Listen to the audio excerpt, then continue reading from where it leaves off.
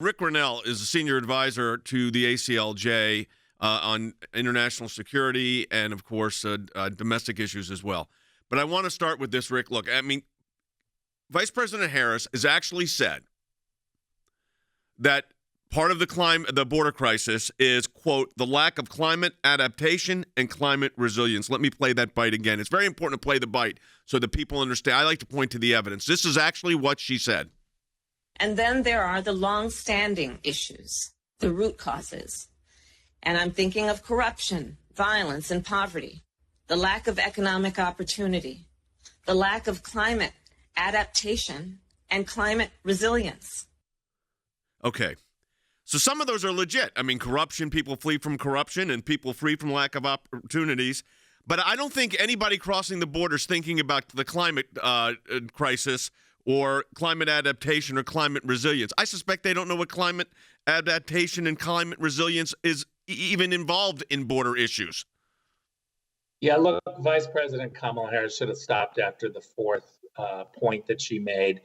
Corruption and economic hardship, poverty, those are all legitimate reasons. But when she goes to the next level and politicizes the border crisis, and let's make it very clear, what's happening with this Biden administration is the far left woke policies are immediately coming in and infiltrating all of the cabinet secretaries. And this is politicization of our policies.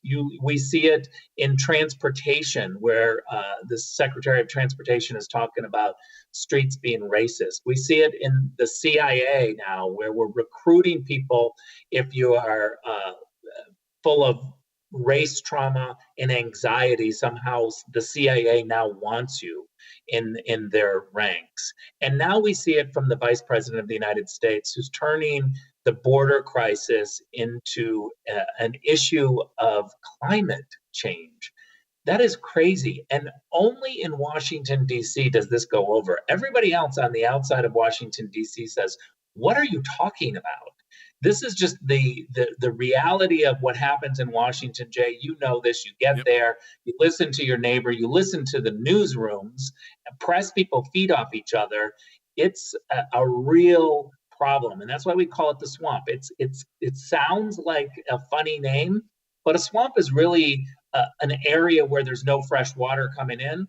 We don't have fresh water, fresh ideas going into Washington, D.C. No, in fact, it's the opposite. The reports are that there were nearly 6,000 unaccompanied minors again this month, which is almost exactly the same as last month. So the border crisis continues. I read earlier the headlines from CNN and Fox and New York Times, and none of them talk about climate crisis. And of course, this also, Rick, puts as soon as you mention climate, you've got your climate czar, John Kerry, right back in the middle of another thing he should have nothing to do with. Well, John Kerry is now going to have an aspect of the border. He's in charge of climate crisis. Whenever there's a climate crisis anywhere, whether it's the Paris Accord or dealing with Iran or now the border crisis, we're going to bring in John Kerry. Look, this also goes to the point that, let's be honest, the people that are running policy in Washington, D.C. are Susan Rice and John Kerry. Joe Biden is just listening and trying to put one foot in front of the other and get upstairs. And now we've got Kamala, who a vice president of the United States, who's distracted by the 50-50 vote in the Senate. She's got to be at the Senate all of the time to make sure that everything goes their way.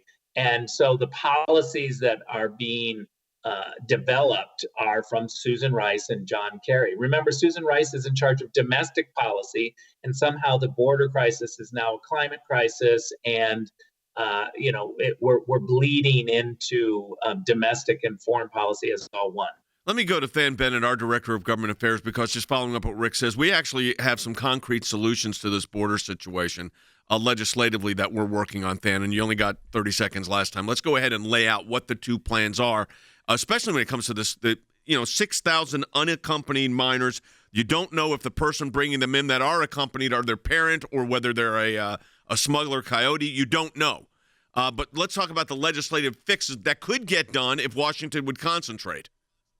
Yeah, and the first legislative fix, Jay, is directly to that issue that you and Rick just talked about. I mean, it's one that ought to have automatic support from Republicans, Democrats, and independents alike. It's called the End Child Trafficking Now Act, introduced by Senator Marsha Blackburn. I mean, Jay, think about how common sense this is. If you get a minor that comes to the border and they're with an adult, you need to make sure that that adult actually is their family member, is their guardian, and Simple not DNA a trafficker. test is all you need. Very simple. It takes minutes. Minutes is all it takes. Jay, there is not a single Democrat that has co-sponsored that piece of legislation. It ought to pass tomorrow in the United States Senate. Then in the House of Representatives, Jay, there's a piece of legislation equally as common sense. It's put forward by Yvette Harrell that just says the COVID protocols that were put forward by the Trump administration, basically the same ones that apply at any airport that you go through, those are going to be applied at the border as well. Those have been suspended by the Biden administration, and Nancy Pelosi is blocking it in the House. And Jay, if I could, maybe I'd tack on just another one real quick. John Cornyn and Kirsten Sinema, bipartisan bill in the United States Senate. Probably a lot of things in there that there's disagreement on, but some things ought to be easy, Jay, like making sure someone who claims that they are seeking asylum actually have credible fear. Maybe that they haven't passed through more than one country and didn't claim asylum in those countries as they passed. That should pass. You're 100% correct. But here's the problem. I'm going to go back to Rick on this. According to the vice president's theory now, I guess a basis for asylum could be, which is not in the international law, by the way, the lack of climate adaptation or climate resilience of their country of origin. Look, let's be very clear about this. We are treating those people who wait in line, who come to the State Department and try to get a visa or try to get a green card. We're treating that group that follows the law, that waits in line, differently than those who are jumping the line and breaking the law. Because the reality is that if you approach the State Department and you say, I have a child that is born overseas, but it's my child and I want this child to become a U.S. citizen, the State Department does DNA testing to make sure that that person is actually who they say they are. We are already doing this for those who follow the rules. Why aren't we doing this for those who are breaking the law? You know, and let's talk about breaking the law. I want to go to Andy on this, and that is, we know you and I have had experience in these kind of cases. I argued one at the Georgia Supreme Court involving, of course, anytime you got child pornography or child trafficking, these are big issues. But this is the problem. When you don't, Andy, have a check in place, when you don't have a system in place, when your priority on the border is worrying about climate adaptation and climate resilience instead of unaccompanied minors or minors coming over with coyotes that are going to put them into sex trafficking, you refuse to identify the problem, you don't win the case. That's absolutely correct, Jay. What we have here is creating an atmosphere where coyotes are bringing in children, they're bringing in drugs, they're bringing in the products of cartel action in narcotics and illegal drugs across the border, and we have no check on that because we're being diverted and being told that one of the reasons for the migration is that there is climate failures on the part of the governments of the countries from which they're fleeing, instead of concentrating on the law and seeing what is actually happening and the volume of drugs that is pouring in, not just on the southwestern border, Jay, but in all throughout the United States, in the southeast, in the middle of the country, and so forth, and that's spreading throughout. So this is not just a southeastern origin problem. It is one that pervades the nation as a whole because of what is being stated is a climate motivation for the movement. That's ridiculous. Rick, I've never heard of anything so foolish. Rick, we got a minute here, but you're going to stay with us for the next segment, which we appreciate. We've got to get some concrete solutions to this, and because it's affecting economies and it's affecting people and it affects these kids. I know we only got a minute here. Give us a kind of an overview of what you think needs to happen. Look, first of all, I want our listeners to understand that the American people are the most generous people in the world. 1 million people a year become U.S. citizens. We welcome those people. But 100 million people want to come in. We have to have rules. The solution is follow the law, follow the rules, don't jump the line, don't be a cheater. That's really what we already have, a great system in place. Follow the rules. Follow the rules is right, and then there's ways to improve that as well. And then for legitimate asylum seekers, we should be able to process those in an appropriate way. That would be the goal here. The number of unaccompanied minors and the number of what are called apprehensions and the number of people crossing the border. So it continues on this very high scale. And yet, neither the president nor the vice president have been down to the border. Now, I talk about the ministry of presence. Sometimes you just got to be there to know what's going on. They refuse to show up. Now, Colonel Smith, you were a military officer. You had to go to the field of battle to assess what was going on. How do you do that in this situation when they refuse to go? It's like, if I don't go, I don't have to recognize the crisis. Yeah, there is no, as we call it, command presence there. What leader ever refuses to show up at the scene? We'll call it a situation. I know they don't want to call it a crisis. What leader refuses to I'll show call it up? a crisis. Go ahead. Well, it is a crisis, but they don't want to call it that. But let's take their wordage here, that it's just an issue.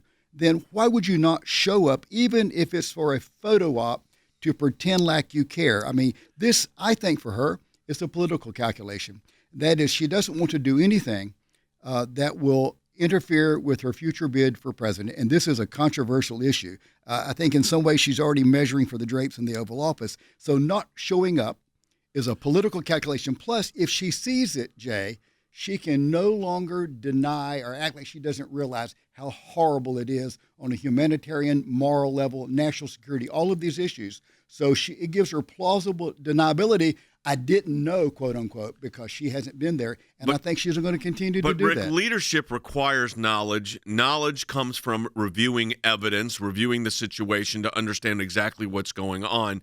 And yet the Vice President of the United States and the President of the United States have not gone to the border with the argument now that it is climate-based. There's a climate-based problem to all of this, which is, absurd, what they call it climate adaptation, a lack of climate adaptation and climate resilience. But they won't show up and go down there and see what's happening. So, it's very hard to run a situation, understand a situation. Like when I do a criminal case, I go to the scene of the crime. Even though that could be 2 years later, I want to still see what happened. If I'm doing a case, I need to look at the evidence of what happened. They refuse to do this. They say they want to address symptoms, not just the problem. But the problem is part of the symptoms are right there, and the problem is on the border. This game only works in Washington, D.C. with a whole bunch of people who are willing to play along with this fake game. Kamala Harris, the Vice President of the United States, has her head in the sand. She doesn't want to go to the border because she doesn't want the pictures, and the media would demand to go with her and take those pictures. And so instead of being caught in a crisis where there's pictures of her looking at a crisis at the border, she's just saying, I'm not going to go because she doesn't want that lingering image. And the Washington, D.C. press corps continue to allow her to do this because, you know what, Jay? They don't want those images for Kamala Harris either. I understand. Yeah, I know. I get that. I mean, that they don't want the images, but they sure didn't mind showing the images during the previous administration when President Trump was there, when your team was in office. But, Andy, it goes back to the basic fundamental Law 101. To examine the evidence, that's how you try a case, to know the evidence, know the scene of the crime, know where the problem is, and then you could come up with craft solutions for it. That is what's lacking here, period. That's exactly true, Jay. I prosecuted a lot of murder cases as an assistant district attorney. There was never one in which I did not myself go to the scene of the crime, or if it was a kidnapping, to the scene of the kidnapping, to look at the area, to check the hotel room if that's where the murder occurred, or the street if that's where the shooting occurred, to look at the lay of the land, to find out if there were witnesses around there, and to actually see the topography of what is happening. I think it is unpardonable for that not to have happened. And the reason is that seeing is knowing, and knowing then you have guilty knowledge and you can't deny it. And Kamala Harris wants to deny that, as does President Biden. So they simply stay away from seeing what is happening in this crisis proportioned area. And that is exactly what you don't do as a criminal prosecutor and what you don't do as a leader. Rick, one of the things that I'm concerned about the most on the border, I mean, the whole thing's a humanitarian crisis, but the fact is there are kids, thousands of them, being brought to the United States for sex trafficking. We know this. And then they come in through the border, and don't think that we're on stations across the United States in all 50 states. Don't think that because it's coming in Texas or Arizona or California that it's not affecting you in Wisconsin, in Tennessee, in Florida, in Maine, because it does.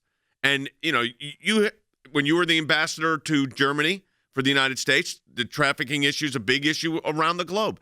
But to not address that problem, front end and address it, to me is inexcusable. Look, what the lessons we learned from Germany and Europe and Chancellor Merkel's mistakes were just having a porous border. I mean, let's face it, a porous border in Europe. The words of Chancellor Merkel welcoming migrants from across the Arab world is what created Brexit. It's when the British stood up and said, we can't be a part of this system because it's a porous border. Now what we have is a porous border in the United States, fanned by Kamala Harris and Joe Biden and the Democrats. They're unwilling to look at the facts. They want the propagandists' media to cover it up for them. But there is no question that this porous border in the United States affects every single state. This is just the entry point for these child traffickers. And then it fans out. That is just how they get into the United States. And it's going to affect every community over the next 3 years. On Monday, the Homeland Security Secretary said that the boarding crossings, this is their words, remain high, but touted there's been some progress. They think they may have reduced the number of children at the U.S. border, but yet the numbers remain high, and, quote, whether they are as high as March is yet to be undetermined. I mean, yet to be determined is what he meant to say. The fact of the matter is this. You cannot address a problem without understanding the problem. That's fundamental 101. So, Than, explain to me briefly here, why in the world politically, right down the street from our office in Washington, is the president or vice president not going down to the border to observe this firsthand? It's very simple. This is not a problem in search of a solution. It's a problem in search of a political advantage for this administration. That's just the bottom line. And, Jay, I'll tell you, you talked about 6,000 apprehensions a day. What about the 1,500, what they classify as gotaways? Every single day, 1,500 a day got away. That's what they're reporting. National security issue, Jay. Go ahead, Wes. Yeah, not only that, human traffickers, especially sex traffickers, like drug smugglers, they don't try to go through a border crossing anyway, and they're usually not apprehended. They go where they will not be confronted and apprehended. Yep. So when we talk about the moral blight of sex trafficking of children and teenagers, most of them are crossing without being apprehended. Rick, we got 45 seconds here. The lack of their ability to go or willingness to go, to me, speaks volumes. It is atrocious. It's embarrassing. It is a double standard because certainly during the Trump administration, as you pointed out, the media were all over this. The Democrats were all over this. There were memes everywhere. There was fundraising by the Democrats off what they were perceived as kids in cages, if you remember. Yep. President Trump brought this up in the debates with Joe Biden, and Joe Biden and Kamala Harris are completely showing their double standard. Now it's an exact point to say it's a political advantage. That is right. All right. We appreciate it. Thanks so much, Rick, for your insight and for our entire team.